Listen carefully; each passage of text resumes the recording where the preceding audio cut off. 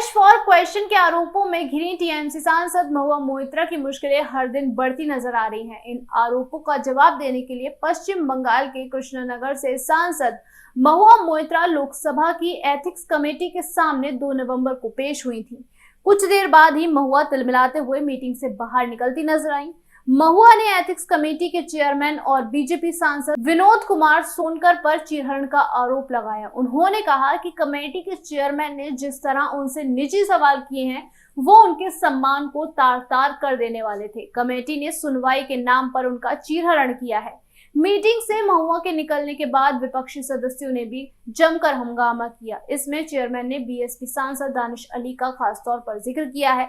घूसकांड मामले में कमेटी ने 9 नवंबर को जांच रिपोर्ट 6:4 से मंजूर कर ली है। पैसे लेकर संसद में सवाल पूछने के मामले में घिरी टीएमसी सांसद महुआ मोइत्रा 2 नवंबर को सुबह 11 बजे संसद की एथिक्स कमेटी के दफ्तर पहुंची थी। पूछताछ बीच में ही छोड़कर महुआ करीब 3.25 घंटे बाद कमेटी के दफ्तर से नाराज होकर बाहर निकल आई थी। उन्होंने कमेटी के चेयरमैन पर अपमानजनक सवाल पूछने का आरोप लगाया था। इस पूरे प्रकरण का ब्यौरा कमेटी ने अपनी रिपोर्ट में दिया है, जिसके बाद कुछ और ही तस्वीरें उभरती हुई नजर आ रही हैं। सूत्रों के मुताबिक गर्मागर्मी तब शुरू हुई जब करीब 2 घंटे तक अपनी बात रखने वाली महुआ मोइत्रा से सवाल जवाब का दौर शुरू हुआ।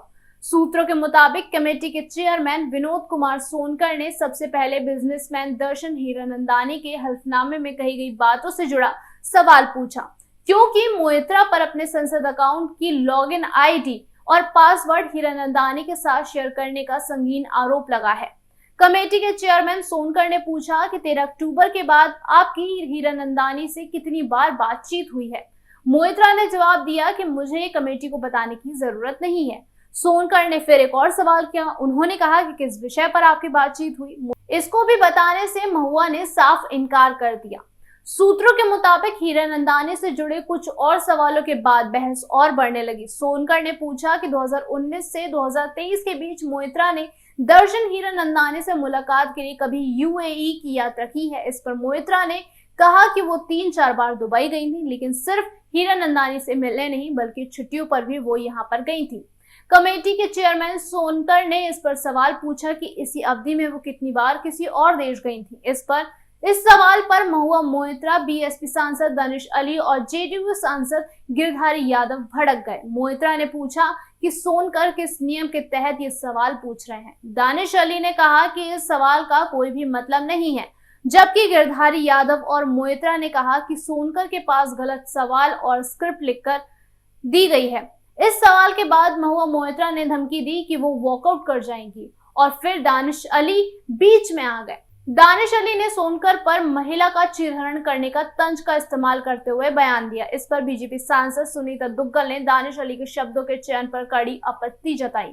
दुग्गल ने कहा कि चेयरमैन को सवाल पूछने दीजिए, मोइत्रा भले जवाब दें या फिर ना दें। इस पर दानिश अली ने मीटिंग खत्म करने के बाद बुलाने की बात कही थी, लेकिन मोइत्रा ने कहा कि उनके पास समय नहीं है और वो दोबारा नहीं आएंगे।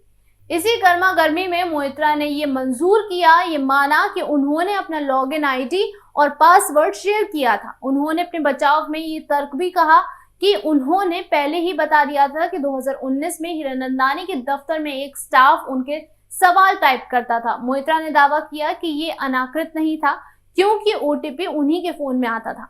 इसी के बाद उन्होंने रिश्वत वाली बात पर कमेटी से सबूत की मांग की।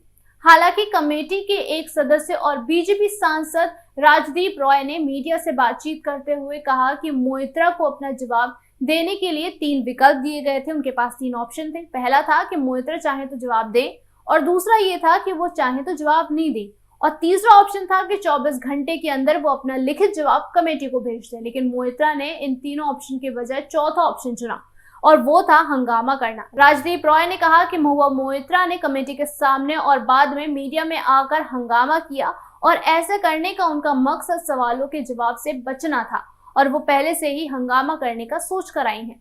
जाहिर तौर पर विपक्षी सांसदों ने उनका इसमें साथ दिया था। अभी के लिए फिलहाल इतना ही। जल्द वापस आएंगे तमाम जानकारियों के साथ। तब तक के लिए बने रहिए इन खबर पर।